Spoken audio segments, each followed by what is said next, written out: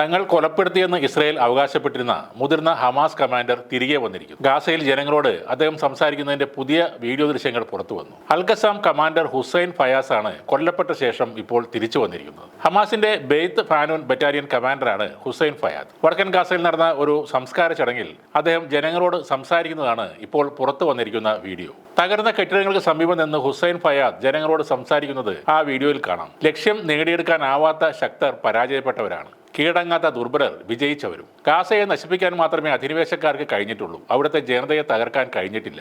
ആർക്കു മുന്നിലും തലകുനിക്കാത്ത, മുട്ടുവളക്കാത്ത മാന്യമായ ജയമാണ് നമ്മുടേത്. ഇതാണ് അദ്ദേഹം പറയുന്നത്. ഗാസ ഇപ്പോഴും സ്വന്തം കാലിൽ തല ഉയർത്തി നിൽക്കുകയാണ്. ഇനി ഒരിക്കലും തകർക്കാനാവാത്ത വിധം ഗാസ ഉയർന്നു വന്നിരിക്കുന്നു. ഗാസ അഭിമാനത്തോടെ തല ഉയർത്തി നിന്ന് വെന്നിക്കൊടി പാറിക്കുന്നത് നാം എല്ലാവരും കണ്ടു എന്നും ഹുസൈൻ ഫയാദ് പറയുന്നു. ഈ വീഡിയോ പുറത്തു വന്നതിന് പിന്നാലെ ഹുസൈൻ ഫയാദിന്റെ കാര്യത്തിൽ തെറ്റുപറ്റിപ്പോയെന്ന് ഇസ്രായേലി സൈന്യം അറിയിച്ചു. രഹസ്യാന്വേഷണ ഏജൻസിയായ ഷിൻബത്തിനും സൈന്യത്തിനും പറ്റിയ തെറ്റാണിതെന്നും സൈന്യം അറിയിച്ചു. ജബലിയയിലെ ഒരു തുരങ്കത്തിൽ വെച്ച് ഭീകരനായ കമാൻഡർ ഹുസൈൻ ഫയാദിനെ ഇല്ലാതാക്കിയെന്നാണ് ഇസ്രായേൽ ആഘോഷിച്ചത്. 2024 മെയ് മാസത്തിലായിരുന്നു ഈ പ്രഖ്യാപനം. ഗാസയിലെ അധിനിവേശ സമയത്ത് ഇസ്രായേലി സൈന്യം ഇത്തരത്തിൽ നടത്തിയ പല അവകാശവാദങ്ങളും വെറും പൊള്ളയായിരുന്നുവെന്ന് ഇസ്രായേൽ മാധ്യമങ്ങൾ തന്നെ ഇപ്പോൾ പറയുന്നുണ്ട്. മറ്റൊരു വാർത്ത, ഇസ്രായേലിന്റെ പേടി സ്വപ്നമായിരുന്ന യാഹ്യ സിൻവറിന്റെ ഇളയ സഹോദരൻ മുഹമ്മദ് സിൻവാർ ഇപ്പോഴും സജീവമായി പ്രവർത്തിക്കുന്നു എന്നതാണ്. ഇത് ഇസ്രായേലിന്റെ രഹസ്യാന്വേഷണ വിഭാഗം സ്ഥിരീകരിച്ചതായി അന്താരാഷ്ട്ര മാധ്യമങ്ങളാണ് ഇപ്പോൾ റിപ്പോർട്ട് ചെയ്യുന്നത്. യാഹ്യ സിൻവറിന്റെ ഇളയ സഹോദരൻ ഗാസയിൽ ചെറുത്തുനിൽപ്പ് പ്രസ്ഥാനം കെട്ടിപ്പടുക്കുന്നതിനായി പ്രവർത്തിക്കുന്നു എന്ന കാര്യം വാൾ സ്ട്രീറ്റ് ജേണലാണ്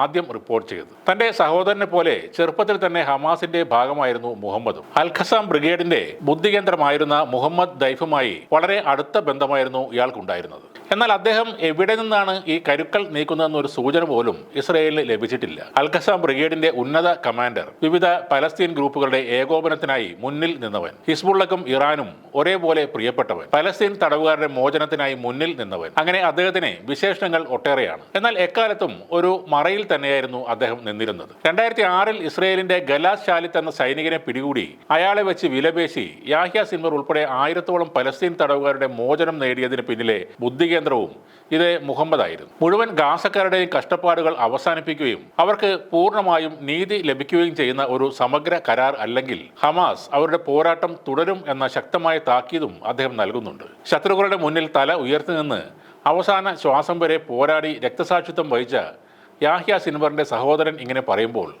അടുത്ത പ്ലാൻ ഹമാസ് തയ്യാറാക്കി കാണുമോ എന്ന ആശയക്കുഴപ്പത്തിലാണ് ഇസ്രായേൽ.